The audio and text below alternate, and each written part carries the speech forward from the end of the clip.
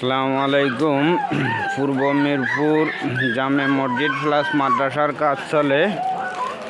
আমি অনেকগুলো ভিডিও ছাড়তেছি। আমার দেশি এবং প্রবাসী ভাই সবাই সহযোগিতা করতেছে। যেহেতু আমি ভিডিও ছাড়ি, তাহলে ভিডিও ছাড়ার কারণে আমার মসজিদের পাশে ওনার বাড়ি, যে রহমত ভাই, উনি ভিডিও দেখে নিয়ত, তাই উনি 11,500 টাকা পাঠাইছে।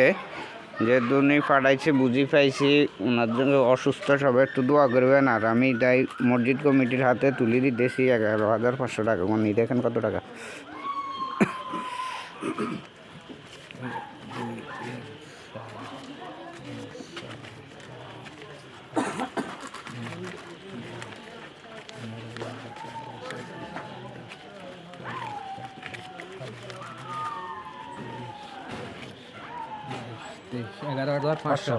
আচ্ছা, প্রবাসীদের জন্য আপনার মেসেজ 11,500 টাকা। এখানে কাজ চলে, যে আপনার মেসেজ প্রবাসীদের জন্য কি বলবেন? কিছু তোমরা সবাই মিলে সহযোগিতা করি, যে যেমনি আমাদের কাজটা হয় এমনি চেষ্টা করো। ভাই বেড়াদার দেশ বিদেশি ব্যাগ সব আল্লাহর ঘরের জন্য দিব। আমাদেরকে দেওয়া লাগতো না, আল্লাহর ঘরের জন্য দিব। যা পারো সহযোগিতা করো। 10 লাডি একের বোঝা, এই বলি আমার বক্তব্য শেষ। মসজিদের জন্য সবাই সহযোগিতা করো। এলাকাবাসী যত বিদেশিরা আছে সবার জন্য সবাই চেষ্টা করি, যেটুকু সম্ভব হয় তোমরা একটা সহযোগিতা করি। সবাই মসজিদের সহযোগিতা করবেন। ছোট ভাই, বড় ভাই, বাপ, চাচা যা আছে, যেটুকু সহযোগিতা করার এটুকু সহযোগিতা করি।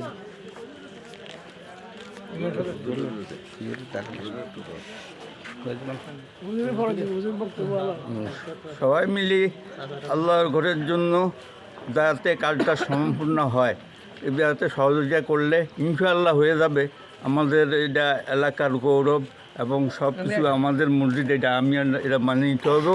আর প্রত্যেকে জানাই দিয়ে এই ব্যাপারে যাতে আমাদের সাহায্যের হাত বাড়িয়ে দেয়। আমাদের বক্তব্য আমরা সব সন্তুষ্ট আছি ইনশাআল্লাহ। আলহামদুলিল্লাহ, আমরা এইভাবে টাকা পাইতেছি, বিভিন্ন জায়গা থেকে সাহায্য করতেছে। আপনারা সাহায্য করেন মসজিদের কাজ এগিয়ে যাওয়ার জন্য। সবাই সহযোগিতা করুন। আল্লাহ হাফেজ। যেহেতু রহমত ভাই একটু অসুস্থ, ওনার একটু দোয়া চাইছিল আর কি, অপারেশন করাইছে আর কি।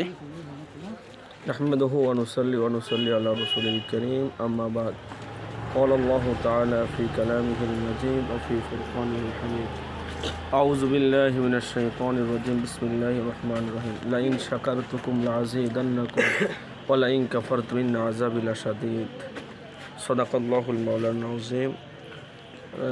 আমাদের এই লাইভটা যারা দেখতেছেন, দেশে বিদেশে প্রবাসে, সবাইকে আন্তরিক মুবারকবাদ এবং সালাম এবং রমজানের শুভেচ্ছা এবং অভিনন্দন। আসসালামু আলাইকুম রহমতুল্লাহি তাআলা ওয়া বারাকাতুহু।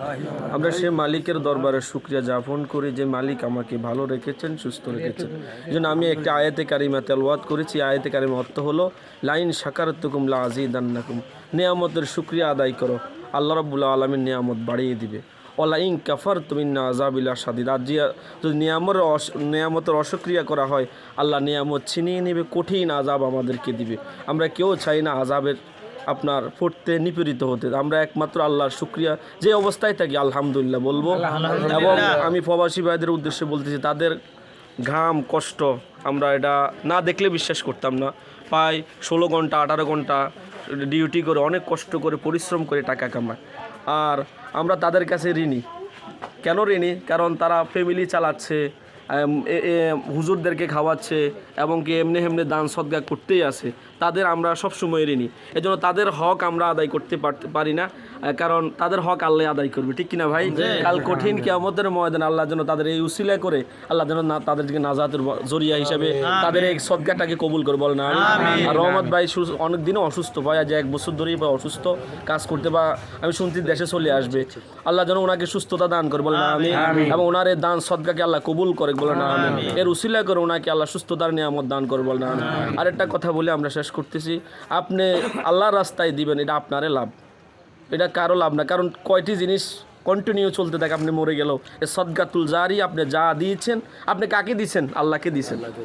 আল্লাহকে দিয়েছেন মানে কি, যা কিছু আমি দান করি সদকা আমি কাকে দিচ্ছি? আল্লাহকে দিচ্ছি। আর আল্লাহ আমার জন্য যথেষ্ট, আর আল্লাহ আমাকে জান্নাতের ফয়সালা করে দিবে। আমি যদি এইখানে সদকা নাও করি, এই মসজিদ কি বসে থাকবে? আল্লাহর কাজ কি কোনোদিন থেমে থাকে? থেমে থাকে না, এটা চলবেই, এটা চলমান।